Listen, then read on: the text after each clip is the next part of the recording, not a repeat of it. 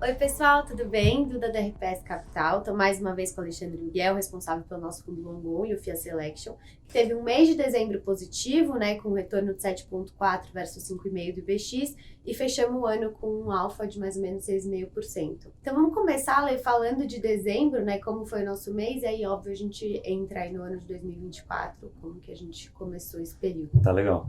Obrigado, Duda. Bom, obrigado, pessoal.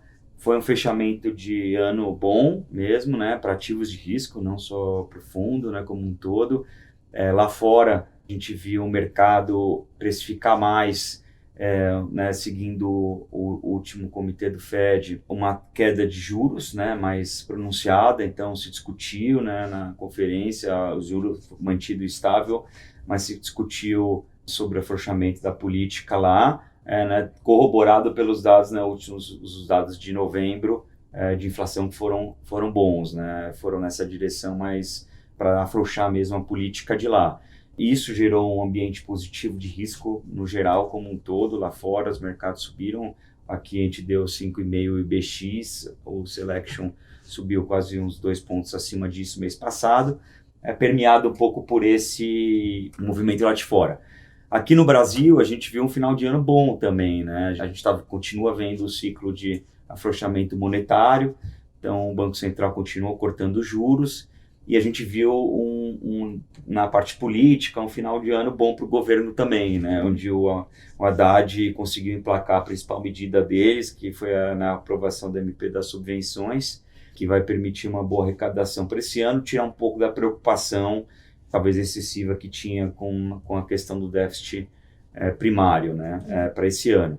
Então, nesse contexto que a gente teve um dezembro né, para os ativos de risco favoráveis, para as bolsas. Falando do portfólio, o que contribuiu mais? Setores de saúde, né, setores mais ligados à atividade doméstica, que a gente tinha principalmente posição em oncoclínicas.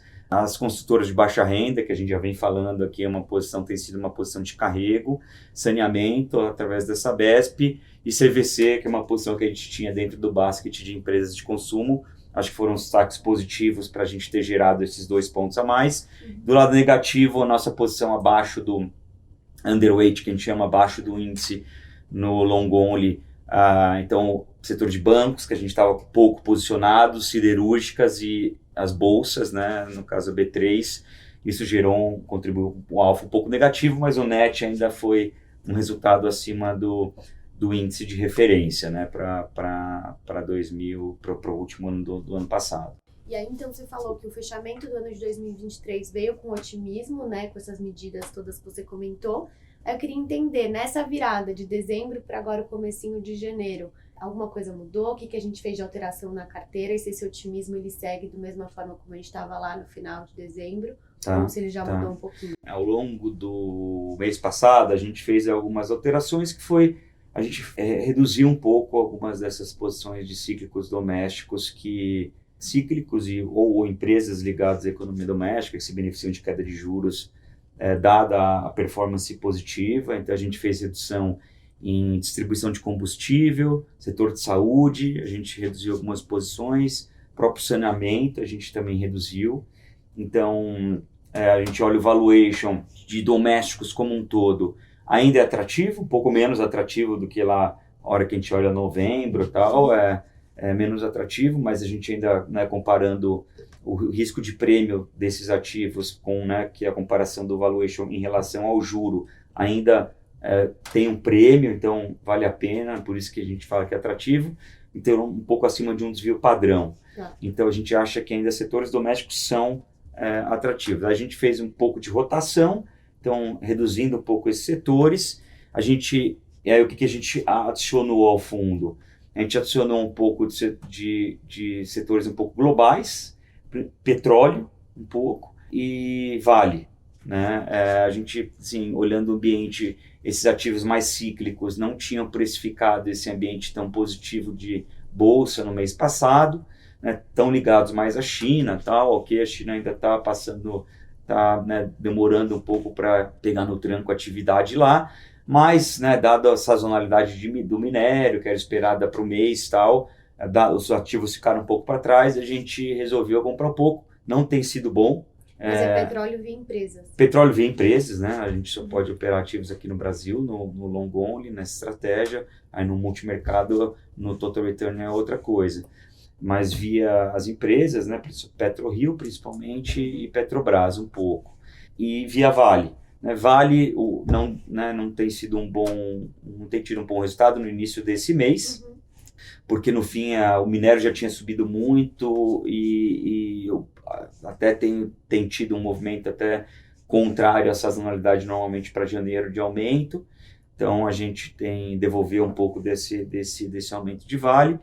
E a gente também aumentou ao longo do mês passado utilities e malls, né? Então, que a gente chama de bond proxies, né? Setores ligados a juros, que a gente achava que tinha um espaço maior de valuation, Eletrobras, Copel, Allos, né? Na parte de malls, que foi um pouco que a gente usou essas reduções para aumentar, assim, mais consolidando a visão, ainda para dizer assim, não, a gente tem um pouco menos de espaço de valuation, por isso a gente fez algumas dessas rotações, mas a gente continua gostando do cenário Brasil, né? Assim, uma tendência ainda de queda de juros, talvez tinha bastante precificado nas curvas, agora já teve um pouco de ajuste nesse início do ano, mas acho que continua sendo um cenário aí de queda de Selic para 9, 9,5, terminar o ano, corroborado por um cenário externo, acho que benigno também, a inflação até então jogando favorável, caindo, e aí também deixando o Fed cortar os juros lá. E aí no Brasil, as medidas fiscais, além disso, o governo propôs outras MPs, estão se discutindo, mas eu acho que está uma linha positiva de tentar, né, equilibrar as contas públicas, aí talvez tirando um pouco, tentando eliminar um pouco do risco do fiscal. Por fim, eu acho que essa queda de juros pode reativar um ciclo de crédito mais favorável, um ciclo de consumo, de atividade um pouco mais favorável esse ano. Então, a perspectiva ainda é positiva e a gente fez algumas dessas alterações na carteira aí ao longo de dezembro, dado a performance boa de alguns setores, né? Perfeito. E aí, só para finalizar, o NET bem próximo de 100? NET bem próximo de 100, 97, 98, então vai expressar até um pouco dessa visão. As alterações que eu mencionei e os setores principais que a gente começa o ano, continua em saúde, reduziu um pouco, né, a Apivida e Edidor, continua mais em Oncoclínicas. Dos setores ligados a juros, que a gente chama de bond proxy, saneamento, a gente continua gostando bastante de Sabesp, utilities, né, eu mencionei Copel e Eletrobras, e shoppings, a gente começou a montar uma posição. Construção civil, a gente reduziu algumas coisas ao longo de dezembro, que eu mencionei, principalmente Tenda, mantém a posição em direcional MRV, e um basket de algumas empresas de consumo um pouco mais cíclica, um pouco mais defensivas, que talvez eu acho que vale mencionar CVC e Ambev um pouco dentro das defensivas, tá? Mas só para dar um pouco de panorama e das principais opções aí da carteira, escolhas da carteira para esse início de 2024. Perfeito, Ale. Obrigada. Um ótimo ano pra gente. Até mais. Até mais, pessoal. Obrigado.